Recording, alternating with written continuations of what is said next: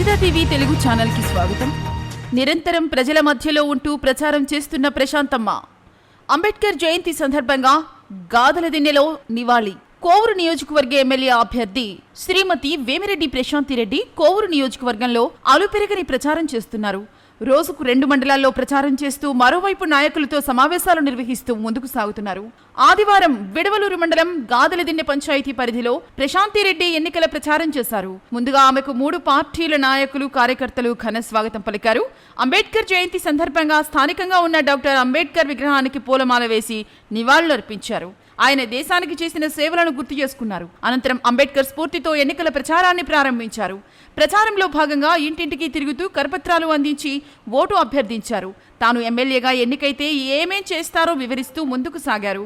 ఈ సందర్భంగా ఆమె మాట్లాడుతూ గాదలదిన్నె గ్రామంలో ఎన్నికల ప్రచారం నిర్వహించడం చాలా సంతోషం అన్నారు. ప్రజలకు డాక్టర్ బిఆర్ అంబేద్కర్ జయంతి శుభాకాంక్షలు తెలిపారు. అంబేద్కర్ స్ఫూర్తితో ఆయన ఆశయ సాధనకు కృషి చేయాలని పిలుపునిచ్చారు. ఈ ఎన్నికల్లో తెలుగుదేశం పార్టీ అద్భుతమైన విజయం సాధించి రాష్ట్రంలో ప్రభుత్వాన్ని ఏర్పాటు చేస్తుందని అన్నారు. ప్రజల సహకారంతో నెల్లూరు ఎంపీ అభ్యర్థిగా వేమిరెడ్డి ప్రభాకర్ రెడ్డి, కోవూరు ఎమ్మెల్యేగా తాను గెలిస్తే ఈ గ్రామాన్ని మరింత అభివృద్ధి చేస్తామని స్పష్టం చేశారు. వైసీపీ పాలనలో ఇప్పటి వరకు గ్రామంలో ఎలాంటి అభివృద్ధి జరగలేదని, అనేక సమస్యలు పరిష్కారం కావాల్సి ఉందన్నారు.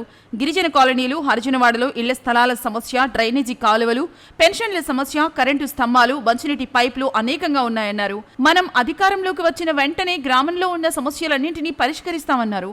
ప్రతి ఒక్కరూ సైకిల్ గుర్తుపై ఓటు వేసి గెలిపించాలని ఆమె అభ్యర్థించారు.